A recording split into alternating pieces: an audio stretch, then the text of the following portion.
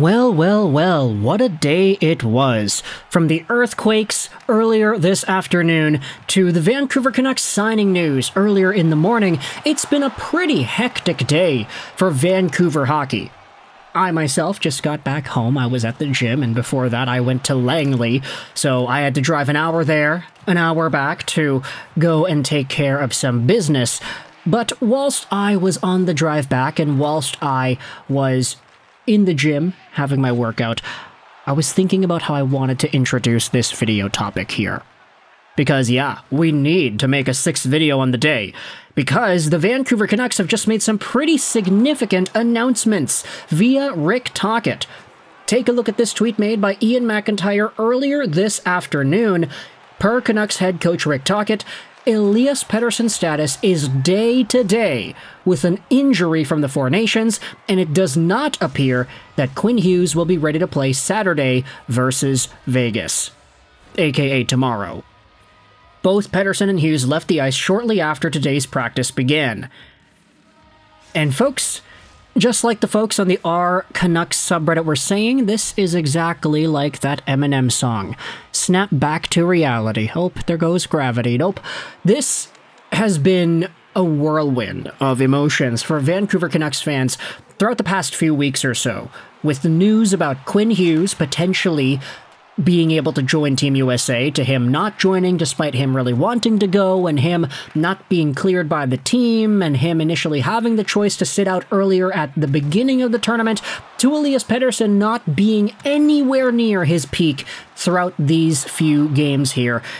It's been a tale of two very different Vancouver Canucks superstars. One is hurt, but he's fantastic. The other is supposedly healthy. I mean, the GM, him, Team Sweden, the coach, everybody's saying he's fine, but he stinks. ELIAS Pettersson has been so bad and disengaged, and Craig Button called him the invisible man the other day, which I took very well to, because I ended up making a gosh darn thumbnail with the Universal Monster spin on it from that comment. But now Rick Tocchet has gone out there and confirmed what a lot of Canucks Twitter and social media fans were speculating, that ELIAS Pettersson is hurt. And I get it. It's not fair to say, oh, Team Sweden knew he was hurt. Vancouver knew he was hurt. He was hurt the whole time. That's why he's been bad this season. No, that's not the case. I'm just kind of poking fun at the idea.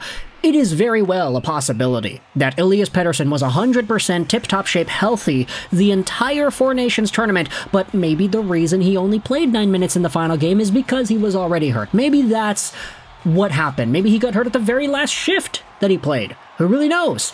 The injury that we are seeing with Rick Tocchet confirming day-to-day status for PD right now, we have no idea whether or not that's actually linked to the month's worth, the last year's worth of poor play we have seen out of PD. But as it's been talked about on different parts of Canucks social media, hey, if Pettersson was really hurt, why in the world was he playing? Vancouver has shut down Thatcher Demko for so long now. They shut him down for the majority of the past 12 months, going back to last year's playoffs if you really think about it. So we know this management group is not afraid to sit their star players out.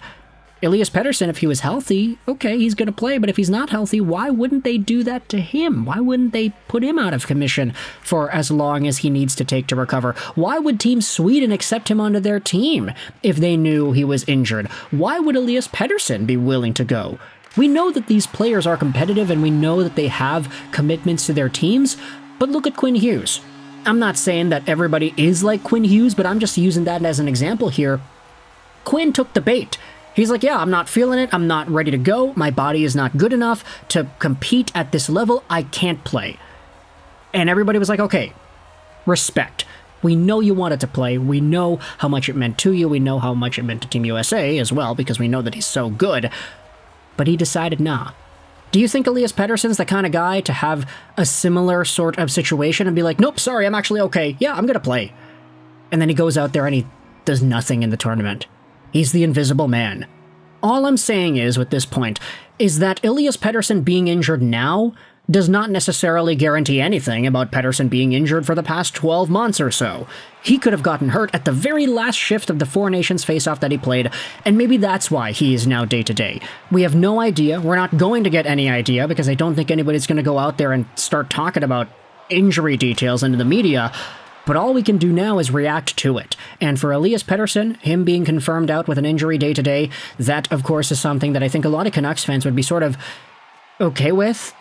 Like, okay, if Pettersson plays, it's not like he adds anything to the team anyway, if we're realistically speaking here. Meanwhile, for Quinn Hughes, him being hurt really does go to show how Vancouver made the right choice in not allowing him and not clearing him to go participate in whatever USA festivities would have been there in Boston. Even if Quinn Hughes didn't necessarily go to Boston to play, even if he just sat around and watched the game from the press box, he was there on the bench, maybe something like that. Even if Quinn was able to go in that capacity, you still got to think about the travel. From New Jersey over to Vancouver, from Vancouver to Boston, over to Vegas. I mean, if you eliminate the Boston trip, you're eliminating like literally half of the entire travel miles you're going to be putting on your body for the next few days. So him sitting out, while it does feel like something that he would have been very disappointed by, at least now we all know, yeah, with hindsight, oh, it was definitely the right move. The right call by Quinn as well to say that he's not ready, even as far back as the beginning of the tournament. Because if you think about it, like, he's hurt again, he's hurt now. Imagine if he played yesterday.